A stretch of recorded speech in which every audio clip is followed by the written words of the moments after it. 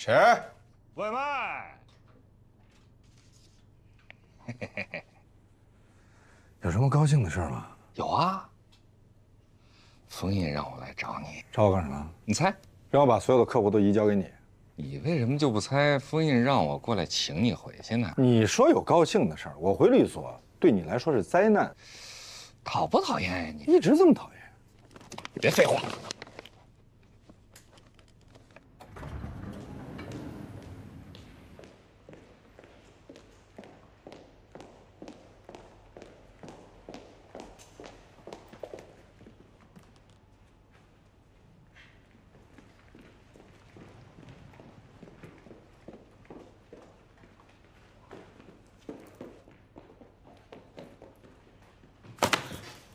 这是罗宾老师的电脑，你在干什么呀？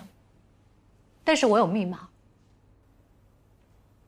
你在找什么？我在找让他回来的台阶。你在挖他的客户资源吧？你可以去告诉他。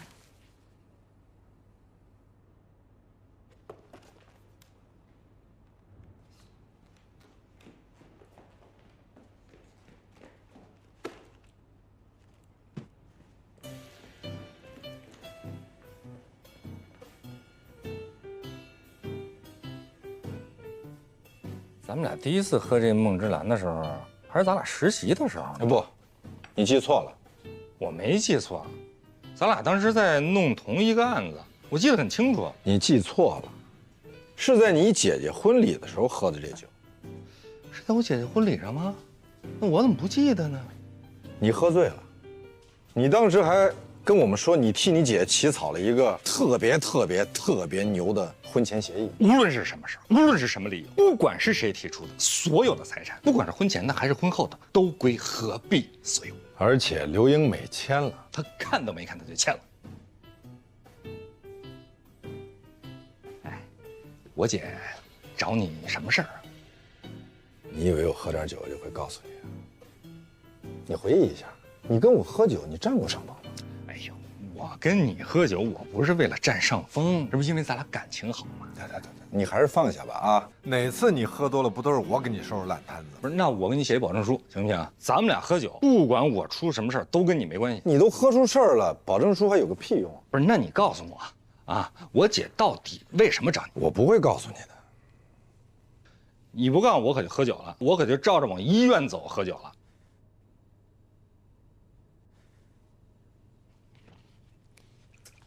啊，行，你赢了，你这招还真挺吓人的。那你告诉我，是不是刘英美她有小三儿了？没有。那到底因为什么呀？你不说我就喝了啊！好，你坐下。我可以告诉你，但是你得答应我一个条件。我答应。如果我说了，我让你干什么你就得干什么。行，啊，你让我干什么我就干什么，只要不违法。但不能是什么穿着裙子上班之类的事儿啊。哎，这主意不错。什么？如果你反悔没有做到，你就穿着裙子去上班，答应吗？我不会反悔。那你承诺？我承诺。发誓。哎呦，我发誓，我何在？哎，等会儿，我得把它录下来。哎呀，我不会食言的啊。那也必须得录。说吧。我何在郑重声明，罗宾告诉我姐姐来找他的原因之后，他要求我干什么事儿，我就干什么事儿。如果我反悔了，我就穿裙子上班。说清楚。我就穿裙子上班，这就行了吧 ？OK， 说吧。我得检查一下。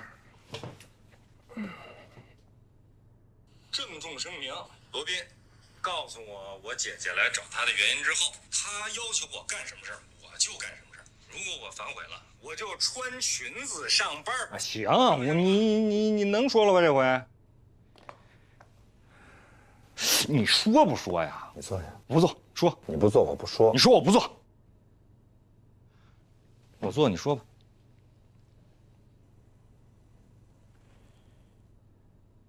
刘英美死了以后，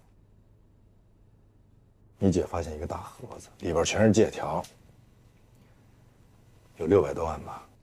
600多万，不是，那是他借别人的还是别人借他的呀？刘英美的钱都在你姐那儿，她哪有钱借给别人？肯定是别人借给她的。那别人借给他的借条应该在别人那儿啊。我就是这么跟你姐说的呀。我姐信了吗？她不太信。谁也不能信呢。按常理来说，刘英美把这钱还给人，那借条就还回来，而且就撕了，她留着干嘛呀？你们俩真是一家人，逻辑都一样。这正常逻辑啊！不是你说那原因太没说服力了。那你倒是说一个有说服力的，我学习一下。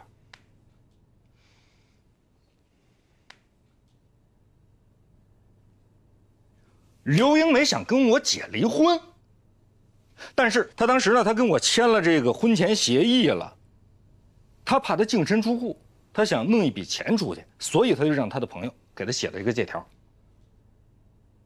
我真是佩服你的推断力，加10分。他的计划就是，他先跟我姐姐说他要离婚，是因为他在外边欠了很多的钱，我姐姐呢肯定是不想跟他离，那就会帮着他一起还钱。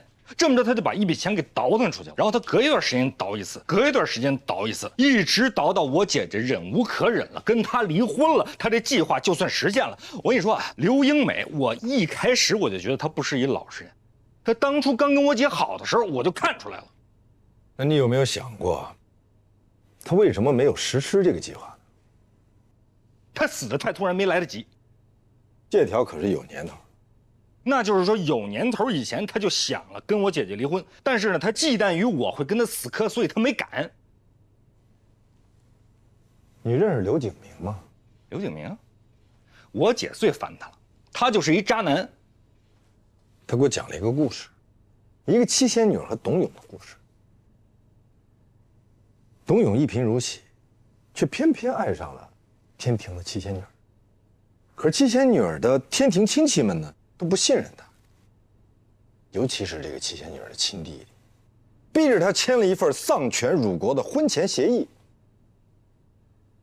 董永以为签了这份协议就好，就可以得到尊重了。可事与愿违，不但没得到尊重，反而被人更看不起了。人们还说，他为了攀龙附凤，居然签了这么一份没有尊严的协议。不，他自己可是认字的啊！我们没有拿着枪逼着他脑袋。一个人在不平等的环境里生活久了，心态是会发生变化的。所以他就伪造了这些欠条啊。事实是，他没有伪造欠条，是刘景明给他写的欠条。只不过他一直犹豫再三，没有启用。这就是你姐一直问我，刘英美为什么借了那么多钱。我始终没有办法回答他的原因，就如实的跟他说，你姐会恨你的，她也会恨她自己，他就应该恨他自己，所托非人。我不这么认为，真的。所以何塞，我希望你跟我一起，咱们两个共同把这故事编圆。我跟你一起啊，你想让我跟我姐姐说是我欠了这些钱，刘英美是帮我跟别人借的钱。没错，你姐姐知道你好面子，要面子，你官司打输了，被客户索赔，你又不好意思声张，所以不是你这太过分了吧？你让我跟你一起骗我姐姐，以此来表达你对刘英美的歉意。我为什么对她有歉意？因为你从来没有信任过她。她就不值得别人信任她爱你姐姐，她想过跟我姐离婚，她没有离，她只是想，充其量就是想。你要知道，这个世界上不管多么幸福的婚姻，在漫长的生活当中，总有这么1到2次想要离婚的念头。你说错了啊！原文是，在这个世界上，即使是最幸福的婚姻，一生当中也会有200次想要离婚的念头和50次想要掐死对方的想法。这是温格朱莉写的《幸福婚姻法则》。我知道你读书多，但没想到这种书你也读。那怎么了？我不能读吗？能读，当然能读。所以，咱们就这么说好了。我就跟你姐说，刘英美借了钱是为了你，这不是事实，我不会承认的。你答应我。但是我不能说谎嘛，我不能跟我姐姐说谎嘛。我从小就跟我姐姐有这个约定，这是我的底线。那你就穿裙子上班，那是不可能的。那我就把这视频发到快手上去。那我就告你侵权。那我就道歉，反正别人已经看到了。那你就太臭流氓了。臭流氓也要穿裙子上班。给我！哎呀，我天，我就不信。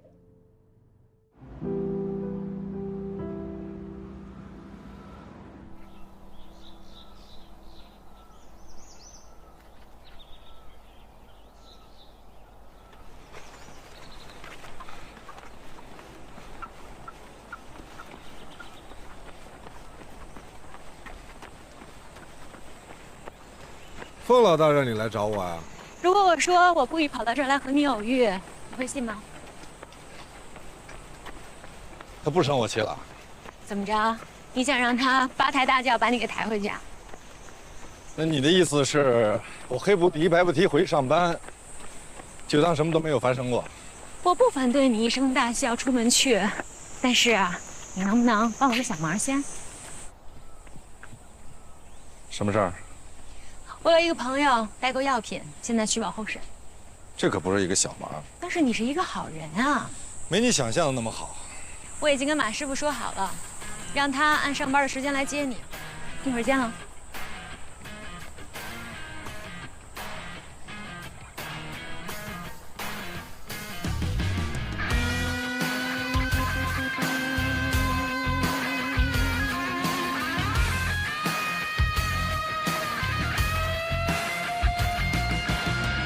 在角逐一场没有终点的梦，又能怎样？硝烟从未散场，又怎样？纵然百孔千疮，只能够战胜残酷，只能去圈住迷途。他要走的每一步，不犹豫，不彷徨。这一个心动，长什么模样？用善良捍卫原则立场。喝哪个呀？原味的，谢谢你。哎，我先走了。罗莉，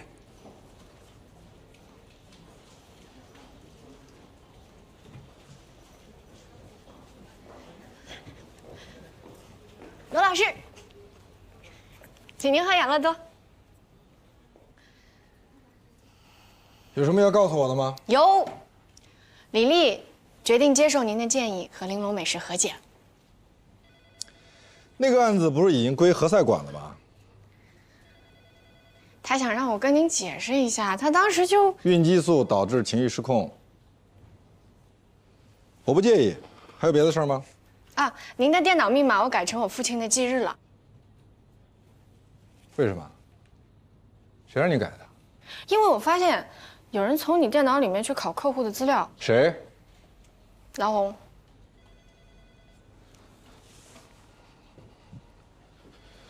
改回去，改回去！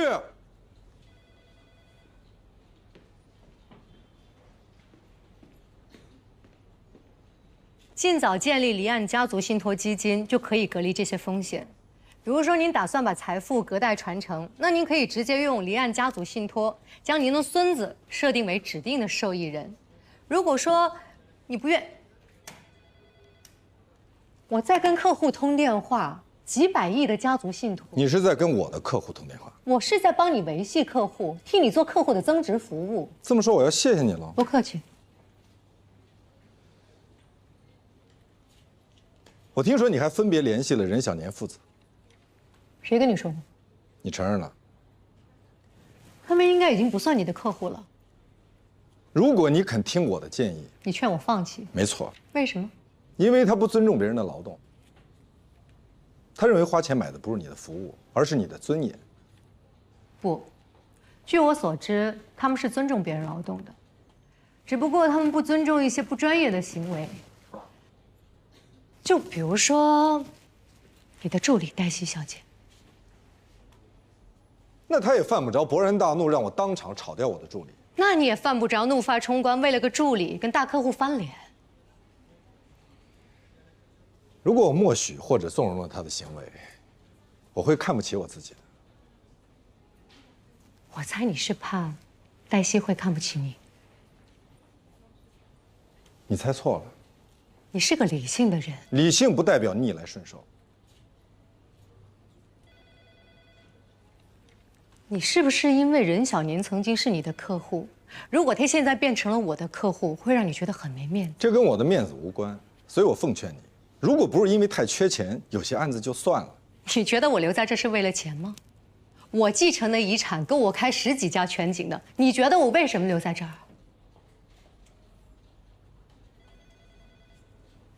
好，那如果我告诉你我留在这儿是为了助人为乐，你信吗？中国有句话说得好，富不过3代，为什么？第1代辛苦赚钱，第3代宰卖爷田，甚至都熬不到第3代，很多在第2代就折腾没了。说实话，罗宾，我特别感谢你为我做的事，让我避免了家产争斗。我想为更多像我一样的人，规划他们的所有，避免他们手足相残。其实对于我来说，多签一个客户，少签一个客户有什么所谓呢？但是对于他们来讲不一样，他们越早知道，就越早能规避风险。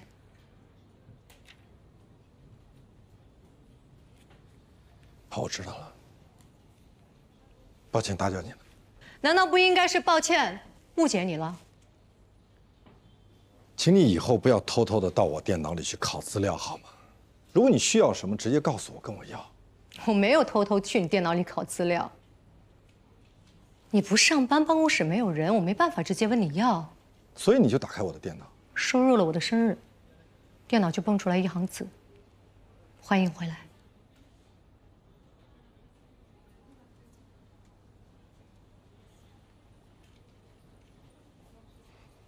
不管什么人，不管什么电脑，只要你输入密码正确，都会蹦出来欢迎回来。哦，我以为你的电脑一直在等我回来。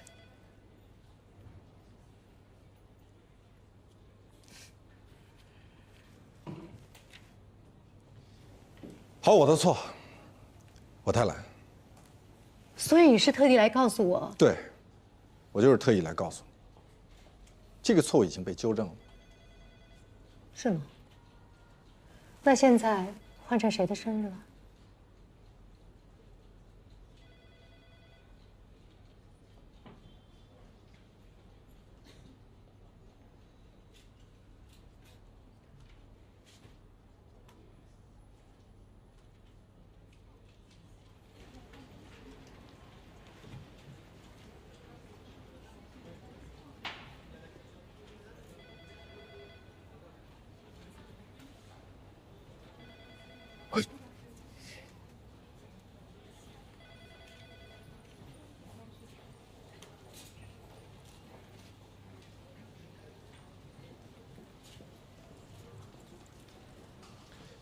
有空吗？你说什么时候？是这会儿、一会儿还是下午？我是说等你有空的时候，有点事儿想跟你说。我先去看一眼我的电脑。不急，我在办公室等你。哎，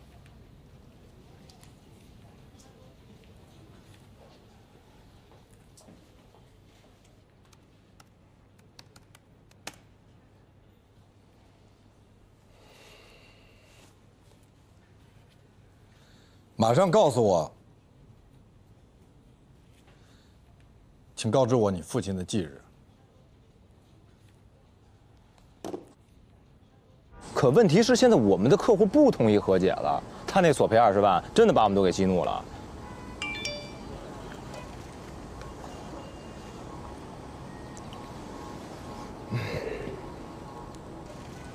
请告知我你父亲的忌日。罗宾知道你父亲忌日干嘛呀？他想祭奠一下。我把他的电脑设成了这个密码。哎，不是你笑什么呀？啊？日子真特别啊！哎，你回去好好和，别笑了，你回去好好和你们客户说说啊。我们是不愿意打官司，但是如果他们特别想打，我们也不怕。罗宾让你跟你姐说，那笔钱是你让你姐夫借的。要不然的话，我姐会耿耿于怀，执念于我姐夫为什么要瞒着他跟别人借钱。你绝对不能答应。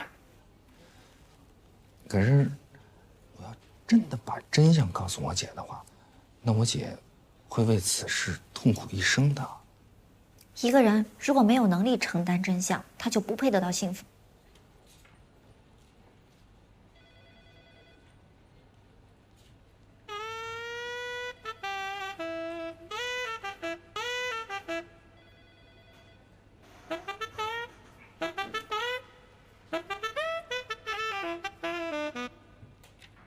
家族信托这块是由我们所另外一位同事负责。对，你可以直接跟他联系。好的，咱们常联系。再见。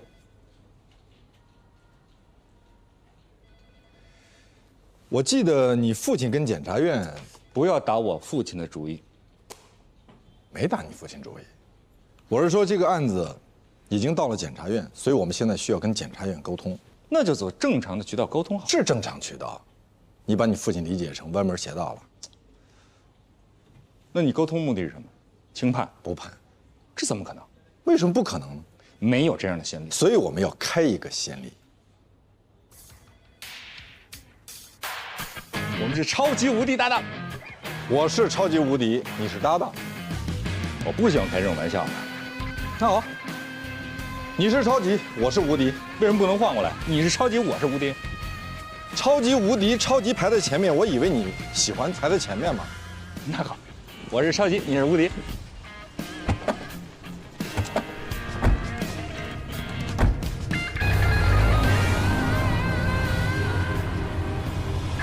你好，我找何塞。哦，何塞律师不在。不可能啊，我跟他约好呢。小然，何塞是出去了吧？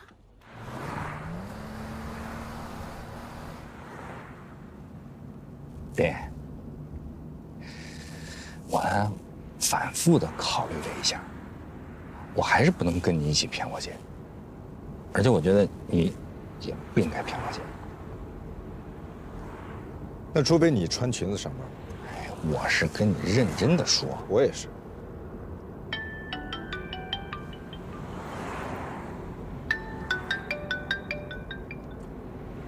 我去。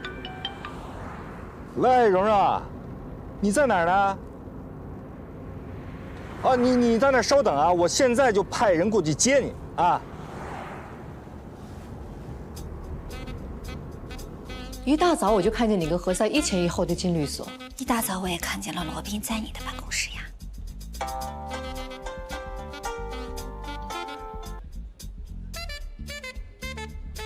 喂。喂，兰兰，那个不好意思啊，你帮我一个忙。那个我今天呢，本来是跟我表妹已经约好了，但是呢，我今天把这事给忘了。你先帮我接待她一下，好吗？谢谢。我吧，其实从来都不忘事儿，这是我头一次忘事儿。你一定帮我跟她解释一下，然后呢，你跟我帮她道个歉啊。你就说我并不是不重视她，今天真的是临时有事儿。罗宾他突然间找我了，他非让我跟他出来。3个问题，他现在在哪儿？前台。他叫什么？蓉蓉。他找你有什么事儿？他没说，他说等见了我的面再跟我说。我想应该是法律咨询这方面问题吧。他自己呢有个小公司，我是他公司终身免费的法律顾问。当然了，你给他不用免费咨询哈，但是呢，你不要跟他要钱，等回头你的钱呢，我替他给你。好，我去接他。我现在要去接何塞的表妹了。你并不了解何塞，我可以花时间去了解。兰兰，我其实不想干涉你的私事。谢谢，你今天真好看。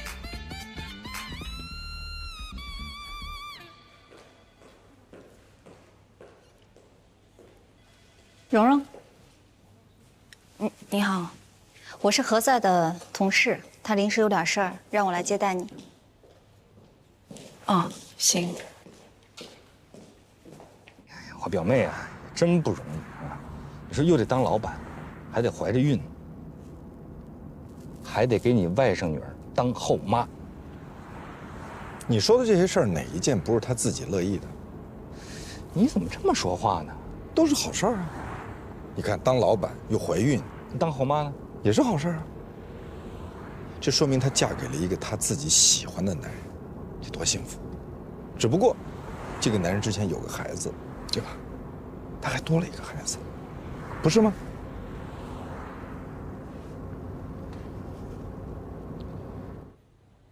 你有点不舒服吗？没有，我就是怀孕了，有点累，没事儿。吃点综合果仁，补充一下营养。谢谢。没事儿。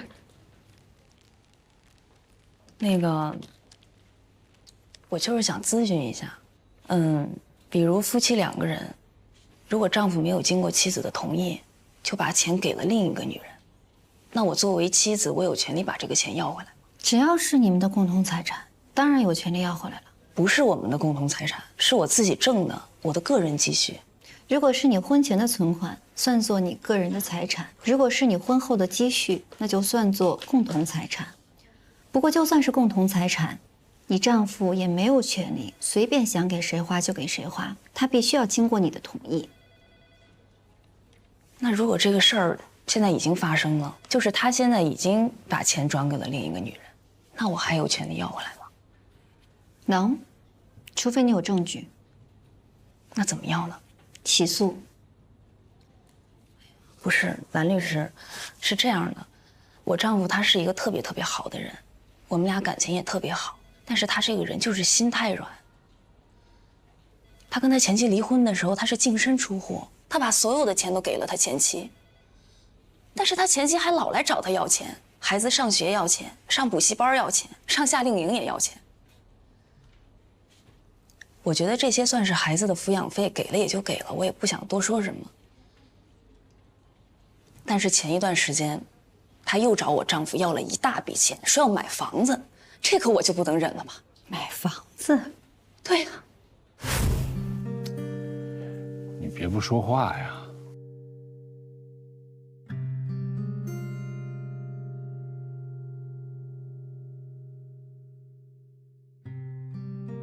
柔柔，我这辈子都会跟你在一起，我会对你好，我们不分开。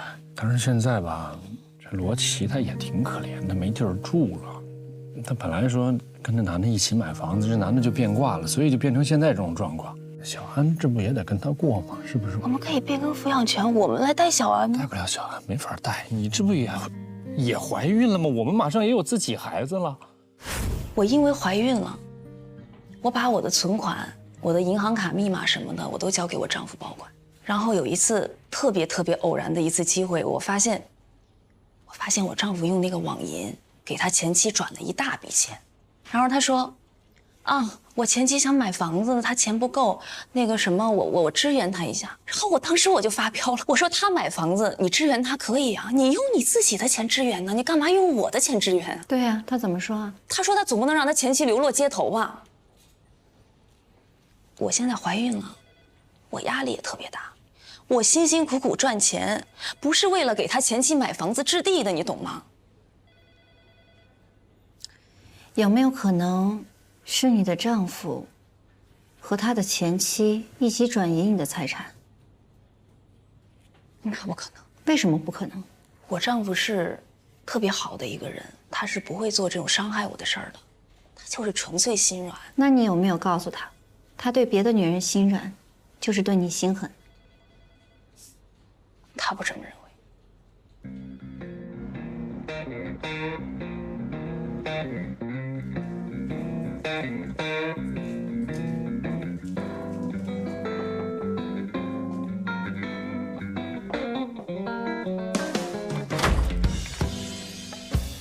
找谁呀？你好，我们找杜飞。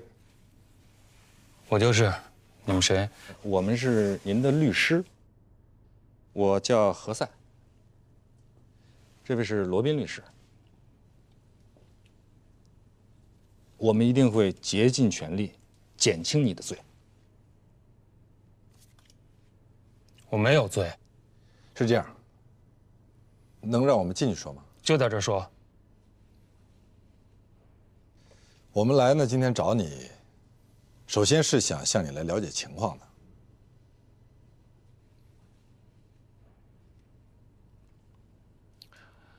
情况就是，我爸得了癌症，为了让他多活几年，我去孟加拉买了一种药，1万多一瓶，效果不错。完了，我就在我爸的病友群里分享了这种药，很多病友希望我帮他们买，就是这样。我不知道我犯了什么罪。你从孟加拉买回来的这个科比替尼啊，它是没有经过国家药监局的审批的。那是药监局的事啊，找我干嘛？是这样，我呢先给你普及一下起码的法律常识，好吧？在我们国家呢，没有经过药监局审批的药物，被认定为假药。有些药呢，在国外是被认可的，但是在国内就不一定被认可了。而且我国对药品管理的制度的严格程度，那在全世界都是名列前茅的。所以你从国外代购回来的这个药被认定为假药，这是没有问题的。你是在说我有罪吗？不，我不是说你有罪啊，我是在跟你说法律是这么规定的。那就是法律错了。哎，你这样的态度，我们没有办法为你辩护。谁让你们来的？那你们来干嘛？哦，让我认罪，给我个轻判，门儿都没有。你先别激动，我们今天来的目的就是来为你做无罪辩护的，但是前提是你得配合我们。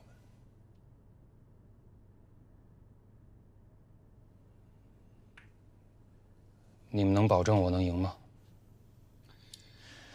没有律师能够保证赢。那我为什么要配合你们？哎，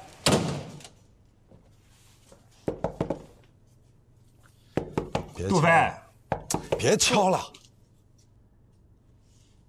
这整个就是个法盲啊！连起码的法律常识他都没有。我不明白你为什么非要讲赢他呢？我要跟他形成共识，我得告诉他法律到底是怎么规定的。算了，这个案子你不要管了。为什么？因为你从内心里边认定他有罪。对啊，他就是有罪。当然了，我们可以帮助他减轻罪行。可是你看到了，他不能接受，那我们就去说服他。你连门都进不去，你怎么说服他？所以，这个案子不需要你了。那你也不能甩掉我。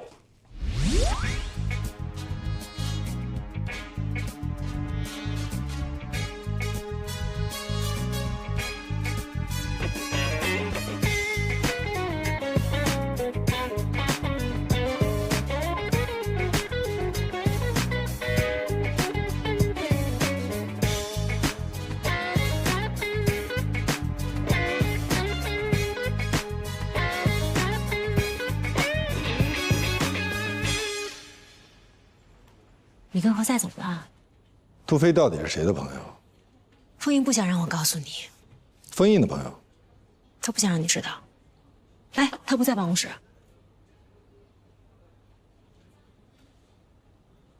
那他人在哪儿？医院。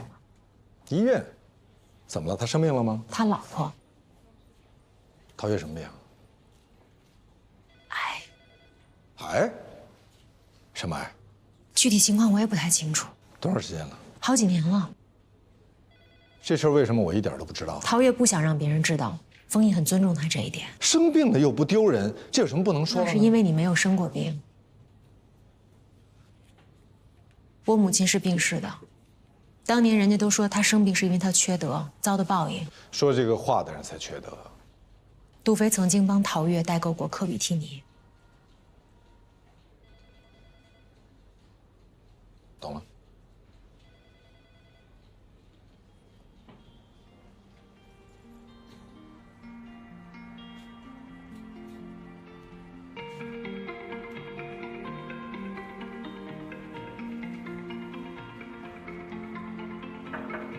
哎，何塞老师，您找我？你把这个整理一下，发到我们全景的公众号上，我希望它能够引起关注。好的，我做完以后就发您。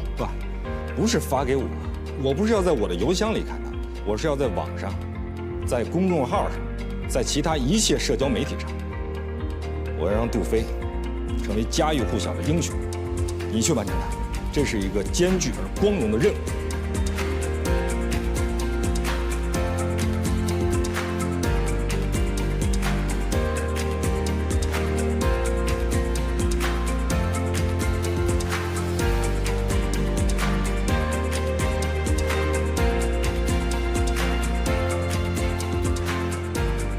报心者杜飞，杜飞是谁？明天你就知道了。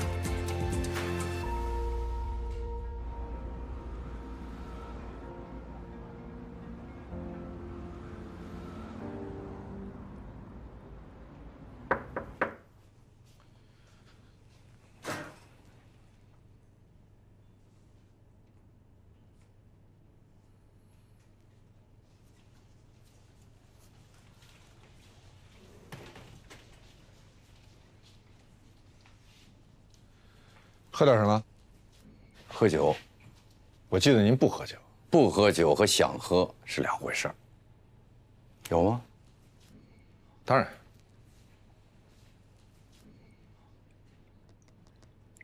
好。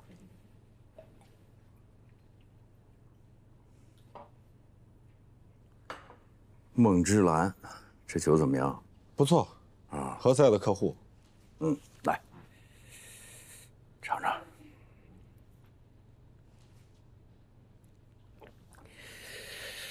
哦，